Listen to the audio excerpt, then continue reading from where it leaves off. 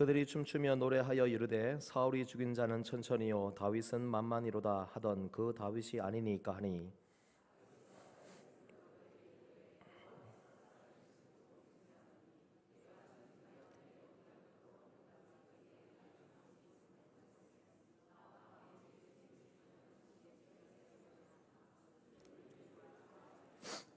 그러므로 이제 너는 평안히 돌아가서 블레셋 사람들의 수령들에게 거슬러 보이게 하지 말라 하니라.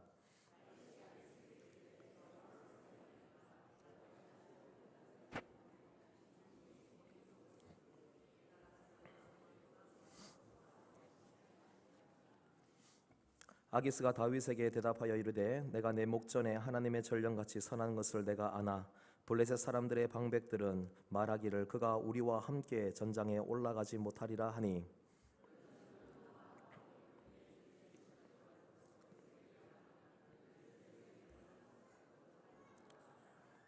같이 읽겠습니다. 이에 다윗이 자기 사람들과 더불어 아침에 일찍 일어나서 떠나 블레셋 사람들의 땅으로 돌아가고 블레셋 사람들은 이스라엘로 올라가니라. 아멘. 다윗을 구별하시는 하나님이라는 제목으로 함께 말씀을 나누도록 하겠습니다. 여러분, 터키 동부의 한 작은 마을에서 양떼들이 한꺼번에 절벽 아래로 뛰어들어서 떼죽음을 당한 사건이 예전에 한번 있었습니다. 왜 죽었을까요? 왜 죽었을까요? 그 양떼들의 죽음으로 인하여서 많은 사람들이 시름에 잠겼는데 목초지에서 풀을 뜯던 양 중에서 한 마리가 절벽 아래로 뛰어내렸습니다. 왜 뛰어내리는지 모르겠습니다. 그런데 절벽 아래로 한 마리가 뛰어내렸는데 그 절벽 아래로 뛰어내리는 한 마리를 보고 나머지 양이 500마리였거든요. 양이 500여 마리 되는데 그 500마리가 한꺼번에 그 양을 따라서 뛰어내린 겁니다. 그래서 450마리 정도가 죽었습니다. 나머지 50마리는 살았습니다. 왜 살았을까요? 450마리가 밑에 쿠션 역할을 해가지고 뛰어내렸는데 450마리까지는 죽고 나머지 50마리는 뛰어내렸는데 푹신하니까 일단은 죽지는 않았습니다. 그래도 450마리가 죽었습니다. 어떻게 죽기 시작했죠? 한 마리가 뛰어내리면서 그 순간부터 해가지고 나머지 양들이 우르르 달려가면서 다 뛰어내린 겁니다. 왜 뛰어내리는지 모르고 어떤 일이 있었는지 모르겠지만은 이게 바로 양입니다. 이게 바로 양입니다. 양은 한 마리가 뛰어가면은 나머지도 함께 뛰어내리는, 왜 뛰어내리는지 모르고 무조건 뛰어내리는 그런 것이 바로 양이라는 것이죠. 오늘 말씀에 그동안 계속 사무엘상을 보고 있는데 여러분, 양 한 마리가 잘못된 선택을 함으로 인하여서 그 선택으로 다른 수많은 양들이 같이 고통을 받는 그런 장면을 봅니다. 지지난주에 제가 생각의 늪이라는 제목, 그리고 기도의 지팡이라는 제목으로 말씀을 전해드렸는데 사울이 다윗을 그렇게 쫓아다니면서 추격을 하니까 다윗이 생각을 거듭하면서 밤을 새워서 고민한 끝에 결정 내린 한 가지 선택이 있습니다. 그게 뭐냐면 사울의 손길이 닿지 않는 블레셋 땅으로 망명을 하자. 그러면은 사울이 더 이상 쫓아오지 못하겠지. 인간적인 생각으로 봐서는 참 괜찮은 방법입니다. 왜냐하면 일단 사울만 피하면 되니까. 예전에 나 혼자만 있을 때는 괜찮았는데 나 혼자만 있으면 사울이 이리로 온다 그러면 저쪽으로 도망가고 저쪽으로 따라오면 그쪽으로 도망가고 뭐 그렇게 피해 다니면 괜찮겠는데 자그마치 500명이라는 사람이 따라다니지 거기다가 500명이 가만히 있습니까? 자기들끼리 서로 결혼하고 어쩌고저쩌고 사돈 맺고 하다 보니까 애들도 낳고 그렇게 하니까 이게 숫자가 남자만 500, 600인데 그 중에 뭐 여자 다 따지고 애들 다 따지고 하다 보니까 점점 가족이 불어나는 거예요. 생각해야 할 것도 많고 여러 가지 많은 힘든 상황이 닥치다 보니까 먹을 것도 없고 그러다 보니 결국에는 안전한 곳으로 피하려고 합니다. 그래서 선택한 것이 바로 블레셋으로 망명하는 것입니다. 한 가지 선택을 했죠. 좋아 보입니다. 괜찮아 보입니다. 다윗이 한마디로 말하면 뛰어내린 것입니다. 저기가 뭔가 좋은 거 있는가 보다. 그런데 함께 뛰어내렸던 그 사람들과 함께 이제 다윗과 그 사람들이 늪에 빠졌습니다. 그리고 참 힘든 일을 겪게 됩니다. 어떤 일을 겪게 되느냐 하면요, 오늘 말씀에는 동족 상잔의 비극을 이제 앞두고 있습니다. 다윗을 환영해 주었던 이 가드 왕 아기스 블레셋은요, 5 부족의 연합체입니다. 그래서 5개의 부족들이 있는데 그 중에 한 명의 강력한 왕을 세우고 나머지 왕들이 같이 연합해 있는 그런 체제입니다. 지금으로 말하면은 저기 EU 유럽 연합 같은 그런 체제입니다. 그래서 5 부족의 그 대표로 지금 아기스가 블레셋의 전체의 왕으로 이렇게 되어 있는 거예요. 그런데 실제로는 왕이라 하기에는 나머지 다른 5 부족, 4부족이죠. 4부족의 영향력이 그렇게 크지는 않습니다. 따로따로 다스리는 거예요. 그 5 부족이 연합해서 이제 드디어 이스라엘과 전쟁을 하려고 합니다. 그때에 가드 왕 아기스가 그동안 같이 지내왔던 이 다윗에게 같이 싸우자. 가드 왕 아기스의 신임을 많이 받았거든요. 그 전에 이야기들은 벌써 다 지나갔으니까. 하여튼 정말 신임을 받는 그런 다윗이 되어서 가드 왕 아기스가 어디로 가든지 이 다윗을 데리고 와서 싸우려고 하는 거예요. 왜냐하면 다윗이 싸움도 잘하고 전쟁에 능하고 하니까. 그래서 그들이 가지고 있는 군세도 있고 하니까 그것을 가지고 나가서 싸우려고 합니다. 근데 싸워야 될 대상이 누굽니까? 이스라엘입니다. 싸워서는 안 되는 이게 동족과 같은 민족과 싸워야 되는 그런 상황에 처하고 말았습니다. 순간의 선택이 10년을 좌우한다는 예전에 큰 아주 유명했던 뭐 살 때 그렇게 했죠? 냉장고입니까? 뭐 하여튼 냉장고든 뭐든 순간의 선택이 10년을 좌우한다 그랬는데, 지금 다윗이 선택했던 한 번의 그 선택이 이제는 늪이 되어서 점점 빠져나올 수 없는 큰 위기로 지금 치닫고 있는 중입니다. 그때에 지금 다윗의 심정은 어땠을까요? 다윗이 지금 마음이 어땠을까요? 그리고 다윗과 함께하는 나머지 사람들의 마음은 어땠을까요? 아니, 이스라엘과 싸워야 되다니, 나의 가족들과 나의 친척들과 나의 민족과 싸워야 되다니, 이게 무슨 일인가? 그런데 다윗의 경우는 지금 이렇게 안 싸울 수도 없고 그리고 싸울 수도 없는 그런 상황이 되고 말았습니다. 흔히 말해서 이런 상황을 진퇴양난이라고 그렇게 말합니다. 그렇게 앞으로 가지도 못하고 뒤로 물러나지도 못하고 싸우지도 못하고 안 싸울 수도 없고 하는 이런 희한한 상황이 발생을 했습니다. 그 순간 다윗이 무엇을 했을까? 그래서 제가 성경을 이 본문을 가지고 계속해서 읽어봤어요. 또 읽어보고 또 읽어보고 또 읽어보고 또 읽어봤어요. 근데 다윗이 뭘 했다는 말이 없어요. 다윗이 뭘 했을까? 우리는 짐작을 하죠. 그동안 다윗이 해왔던 일들을 보니 그의 행동을 살펴보면은 당연히 뭐 기도했겠지라는 그런 생각도 들고 막 여러 가지 많은 생각을 하게 되지만, 성경을 보면은 다윗이 무엇을 했다는 말이 전혀 없습니다. 막다른 길목에 처했을 때, 위기에 처했을 때에 여러분 2 사람을 한번 비교해 보려고 합니다. 한 사람은 누구냐면 사울입니다. 사울은 지금 바로 이제 이 전쟁을 앞두고 그때 무엇을 했느냐면은 신접한 여인을 찾았습니다. 신접한 여인을 찾아서 이 전쟁이 어떻게 될 것인가라고 하는 것을 물으려고 했습니다.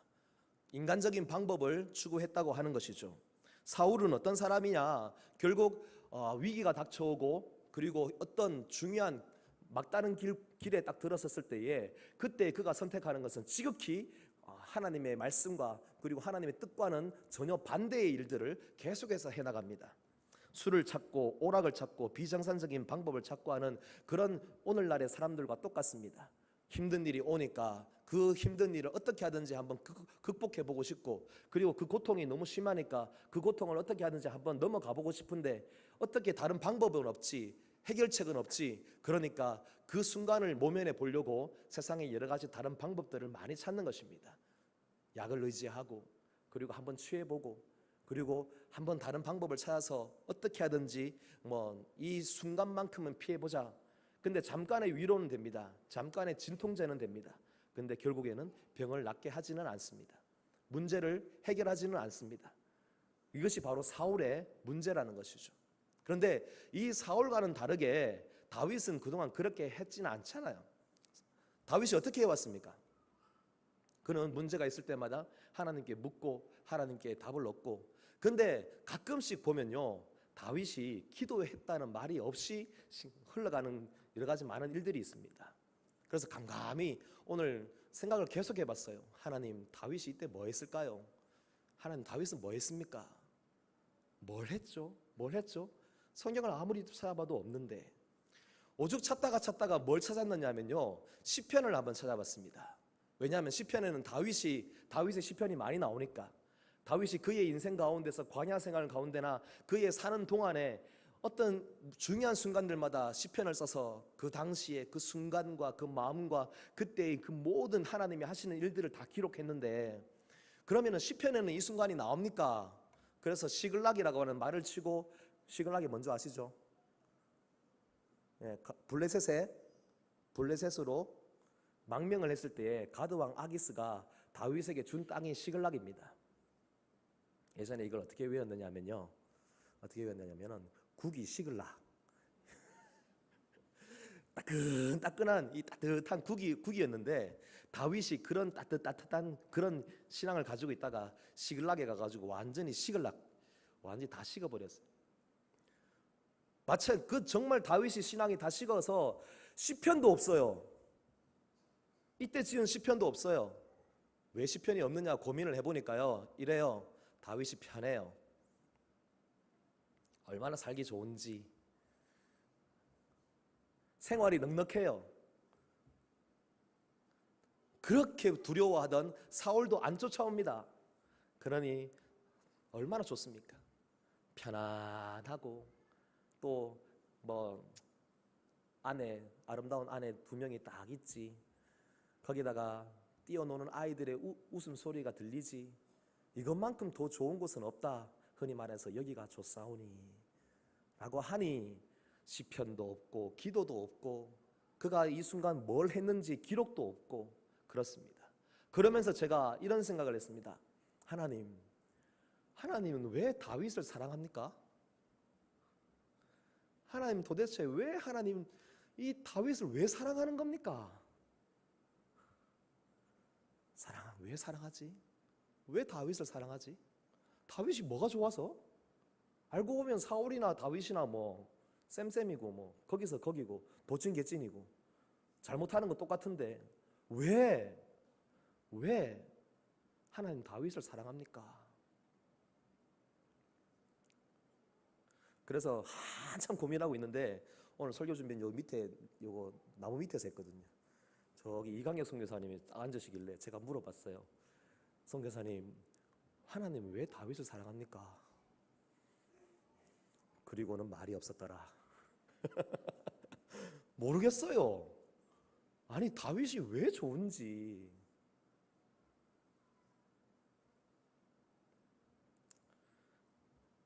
여러분, 하나님 왜 다윗을 사랑할까요? 다윗을 구별시키시는 하나님이십니다. 왜 구별시키는지 이유는 모르겠습니다. 그런데 제가 여기에 관련된 성경들을 쭉 찾아보니까, 여러분 고린도전서 10장 13절 유명한 말씀을 한 군데서 찾았습니다.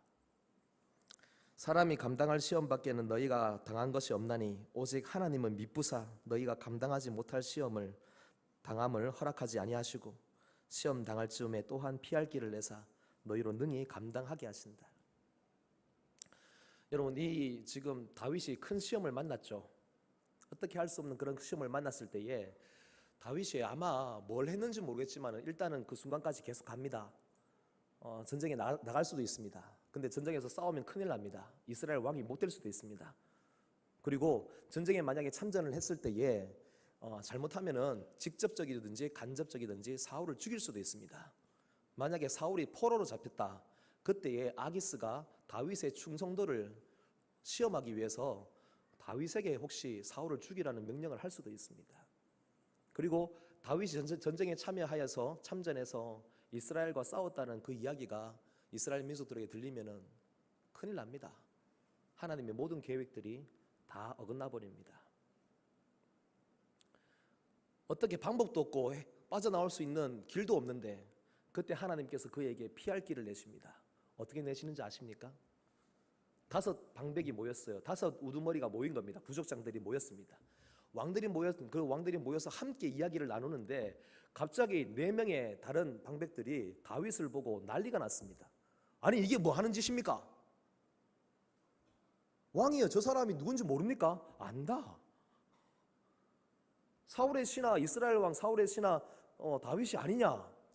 알면서 저 사람 데려왔습니까? 만약에 저 사람이 전쟁에 참전하면 우리 안 할 겁니다. 싸움 안 할 겁니다. 그러자 아기스가 막 이렇게 설득을 합니다. 내가 이 사람 여러 해 동안 같이 있었는데, 여러 해는 아닙니다. 실제로는 그만큼 이제 신임을 주기 위해서, 확신을 주기 위해서 여러 해 동안 같이 지내봤는데 이 사람 정말 좋은 사람이다. 나쁜 사람 아니다. 그리고 정말 괜찮은 사람이고 허물도 죄도 어떠한 잘못도 없이 지금까지 나한테 충성해 왔다. 그러니 한번 믿어보자 라고 하니까 안 됩니다. 이 사람 나가면 싸울 수가 없습니다. 혹시나 압니까? 이 사람이 나갔는데 이 다윗이 나가 싸우다가 그 칼을 우리한테 겨누어서 우리의 목을 칠 수도 있습니다. 그러니 싸울 수 없습니다. 강력하게 반발을 하니까 아기스가 어떻게 하겠습니까? 다시 말씀드립니다. 절대적인 왕권을 가진 그런 왕이 아니라 5 부족의 연합체의 대표입니다. 그러니 나머지 부족의 그런 의견을 묵살할 수가 없습니다. 그래서 아기스가 오히려 다윗에게 미안해하면서 다윗을 불러서 5 방백이 이렇게 얘기를 하는데 어떻게 하겠냐? 네가 좀 이해를 해라. 같이 싸우러 나오고 싶은데 저 사람들이 저렇게 얘기한다. 그러니 네가 좀 이해를 하고 양보해라. 이렇게 말합니다. 다윗이 어떻게 할까요?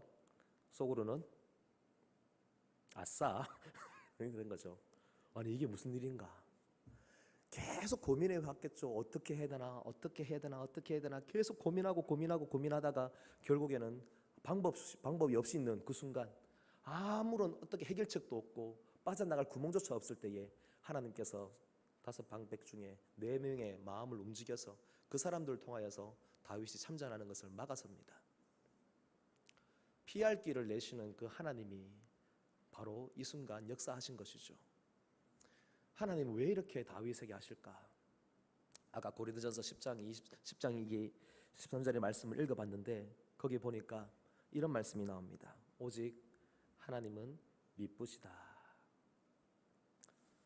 하나님의 은혜가, 하나님의 사랑이 답이 다른 방법, 다른 것으로는 해결할 수 없습니다. 어찌 다윗이 이런 은혜를 받습니까? 그냥 하나님이 다윗을 사랑하니까, 그냥 하나님이 다윗에게 은혜를 주니까, 그냥 하나님은 미쁘셔서, 미쁘다는 말은 신실하다는 말입니다.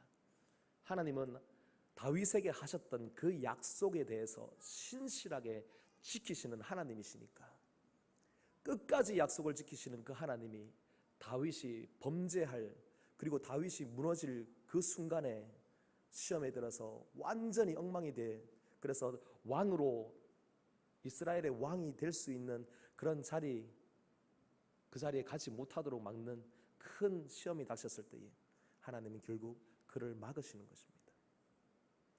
여러분, 하나님의 은혜가, 하나님의 사랑이 여러분을 멈출 수 있기를 바랍니다. 하나님의 사랑만으로, 하나님의 은혜만으로도 여러분 살아갈 수 있습니다.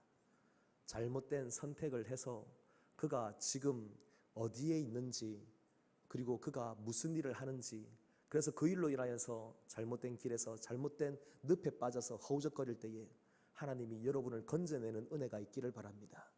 여러분을 사랑하셔서 여러분을 지키시고 인도하시는 그런 은혜가 있기를 바랍니다. 하다못해서 다윗이 뭘 했나요? 자꾸 질문을 하다 보니까 이런 생각이 듭니다. 다윗은 지금 들어야 됩니다. 무엇을 들어야 되느냐 하면요, 하나님의 음성을 들어야 되는데, 그 그 하나님의 음성이 누구를 통해서 들려졌느냐 하면은 자세히 살펴보면은 그 블레셋의 방백들을 통하여서, 블레셋 사람들을 통하여서 말씀합니다. 여러분, 말씀을 다시 한번 보기를 원합니다. 29절을 보시면요, 3절을 보십시오. 블레셋 사람들의 방백들이 이르되 이 히브리 사람들이 무엇을 하려느냐라고 이렇게 말합니다. 그리고 마지막 5절을 보십시오. 그들이 춤추며 노래하여 이르되 사울이 죽인 자는 천천히요 다윗은 만만히로다, 이렇게 말합니다. 이게 누가 한 말입니까? 블레셋 사람들이 한 말입니다. 자, 여러분, 히브리라고 하는 그 말은요, 건너온 사람들이란 뜻입니다. 건너온 자. 건너온 자라는 말은 즉 그들의 신분이 요단강을 건너와서 가나안 땅에 들어온, 즉 건너온 자. 근데 이 말이 건너온 자라고 하니까 그래도 좀 듣기는 괜찮죠. 한마디로 말하면 떠돌이라는 이런 말입니다. 방랑자, 떠돌이, 이런 말입니다. 한마디로 이스라엘 사람들을 비하할 때에, 이스라엘 사람들을 조롱할 때 쓰는 말이 히브리 사람들이란 그런 말입니다. 우리도 주변에 있는 나라들을 향해서 다른 말을 하잖아요. 중국 사람이라 말하지 않고 땡땡땡이라고 말하고, 맞죠? 일본 사람들을 향해서 일본 사람이라 안 그러고 뭐라고 합니까? 요즘 우리 교회 이 설교가 유튜브를 타기 때문에 제가 외교적으로 문제될 일은 하지 않도록 하겠습니다. 대신 저는 말을 했습니다. 여러분들도 알아들었기 때문에 웃은 줄 압니다. 하여튼 뭐 일본 사람도 우리나라 부를 때 뭐라 부르죠? 그렇게 부르잖아요. 한마디로 그런 말이에요. 조롱하는 말. 그러면서 블레셋 사람들을 통하여서 이스라엘 사람들의 신분을 말해줍니다. 그 사람들은 뭐라고요? 떠돌이 같은 사람들인데, 다윗이 떠돌이 같은 그런 생활을 지금 계속 해오잖아요. 방랑자 같은 삶, 이리로 가야 될지 저리로 가야 될지 모르고, 그리고 여러 가지 많은 힘든 상황 가운데서 막 지쳐있는 그런 사람들, 그런 사람들이라고 말하고 있는데, 너는 그런 사람이 아니라 누구라고 말하느냐 하면요, 여러분 5절을 보시기 바랍니다. 다윗은 만만의 장군이라고 말합니다. 너의 신분은 뭐라고요? 떠돌이가 아니고 이리저리 방황하면서 그렇게 떠돌아다니는, 실제로 떠돌아다녔던 그런 인생이지만은 너는 그런 인생으로 살 인생이 아니라 어떤 인생이라고요? 블레셋을, 온 민족을 두려움에 떨게 만들었던 그런 만만의 장군이라고요. 우리가 회복해야 될 것이 하나 있습니다. 여러분, 막다른 길에 다윗과 같이 접어들었을 때에 여러분 이것을 꼭 기억하십시오. 첫째는 하나님이 여러분을 사랑한다는 것이고요, 사랑하는 자에게는 하나님께서 합력하여 선을 이룬다는 뜻이고요, 그리고 하나님의 그 은혜가 여러분과 함께 하고 있다는 것을 꼭 기억하시기 바랍니다. 그래서 나는 하나님의 사랑받는 자녀다. 여러분의 정체성이 흔들리지 않기를 바랍니다. 여러분의 마음이 흔들리지 않기를 바랍니다. 힘든 일이 닥쳐올 때에 이리저리 방법도 찾아보고 모면할 수 있는, 해결할 수 있는 여러 가지 길도 찾아보지만, 그거보다 더 중요한 것은 내가 쓰는 그런 인간적인 방법보다 내가 하나님의 사랑을 받고 있고 하나님의 은혜만이 나의 살 길이라는 것을, 그것을 고백하며 믿음으로 흔들리지 않는 여러분이 될 수 있기를 바랍니다. 오늘 이 시간 찬양할 겁니다. 은혜 아니면 살아갈 수가 없다고요. 힘드시죠?